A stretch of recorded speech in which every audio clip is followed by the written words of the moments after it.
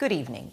We begin the program with the accusations of a cover-up and the public call for Donald Trump to give evidence after allegations he sexually abused a minor. Senior Democrats have accused the Department of Justice of illegally withholding FBI interviews with a survivor, which detail the alleged sexual assault. The U.S. president has consistently denied any wrongdoing in relation to the paedophile Jeffrey Epstein. But tonight, he and the former president, Bill Clinton, are in the spotlight over their connections to the late billionaire. Mr. Clinton will give evidence tomorrow. Today, it's his wife's turn. And this is what she said in her opening statement to the House Oversight Committee. If this committee is serious about learning the truth about Epstein's trafficking crimes, it would not rely on press gaggles to get answers from our current president on his involvement. It would ask him directly under oath about the tens of thousands of times he shows up in the Epstein files. Well, that demand was echoed by Democratic members of Congress. Have a listen. It is abundantly clear that this is the most egregious cover-up in American history. The recent reporting by the New York Times, NPR, and other media outlets that have verified this, demonstrating that the Department of Justice, in addition to violating the law over and over again, as they refuse to release the full and unredacted files, have withheld 50 pages of allegations against President Trump. This cover-up needs to end immediately. I am glad that we are here today as part of this ongoing investigation because we will accept any information that anybody can give us about Jeffrey Epstein's vast child sex trafficking operation. I just want to say that young people in this country are watching right now. If the most powerful people in the United States of America, the elite and rich and powerful men and women, are able to get away with these heinous crimes, then we are sending a horrible message to young people in this country that powerful people will always protect themselves and the rule of law does not apply to everyone. This committee has now set a new precedent about talking to presidents and former presidents. And we're demanding immediately that we ask President Trump to testify in front of our committee and be deposed in front of oversight Republicans and Democrats. And that should happen immediately. He is the person that appears almost more than anyone else in the committee, and it needs to happen right now. Well, let's bring in our U.S. correspondent, James Matthews. And James, Hillary Clinton has spoken of a tactic to divert attention from Donald Trump. So let's start with those accusations of a cover-up.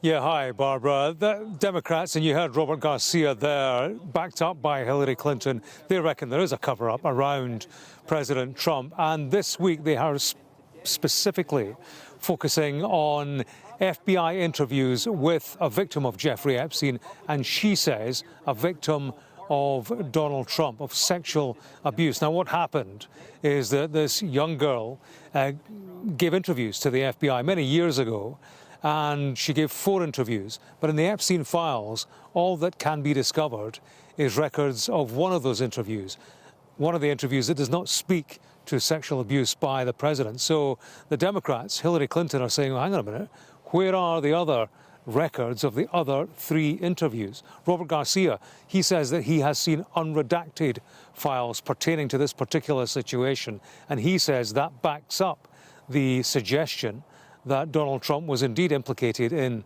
what he's called heinous crimes. So that right now is as close to a smoking gun as the Democrats appear to be in terms of associating Donald Trump with any nefarious, possibly criminal behavior in relation to the Epstein files. It's denied emphatically by Donald Trump and the White House. The Department of Justice, it says that nothing has been deleted, although it is conducting review. I took the opportunity to ask James Comer about this. He's the Republican chair, largely responsible for bringing the Clintons here, kicking and screaming. They didn't want to be here, but he demanded that they turn up and ask questions. Well, I asked him the question about these missing FBI files.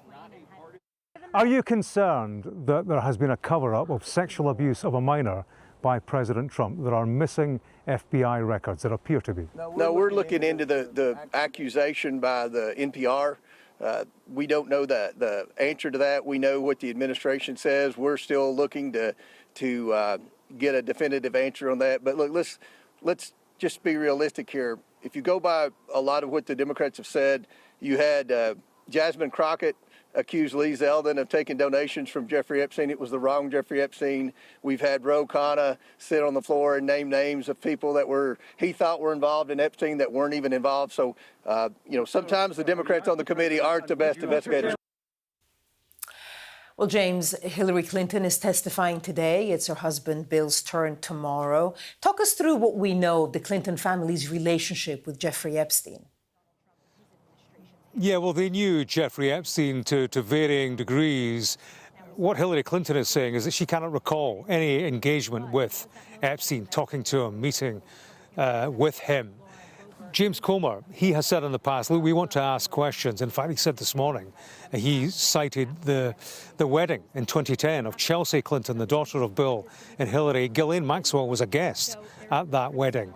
Now, that post-dated, that came after the conviction of Jeffrey Epstein. It also came after a lawsuit by Virginia Giuffre, victim of Maxwell and Epstein. Came after she lodged a civil action which named Ghislaine Maxwell. There's also the business of a relative of Ghislaine Maxwell having worked for Hillary Clinton at the State Department and also for her presidential run in 2008. So that's the kind of territory that she has been quizzed on today over the course of some 5 hours. It did pause, I have to say, Barbara, at one point. We can show you the picture, a tweet tweeted by somebody called Benny Johnson. He was given that picture by Lorraine Boebert, the Republican representative, in there asking questions of Hillary Clinton. That was against House rules, said the Democrats, so there was a pause before they reconvened. I actually asked Lorraine Boebert, why did she tweet out that picture or send out that picture? Her answer was, why not? So there we are. I mean, that's today.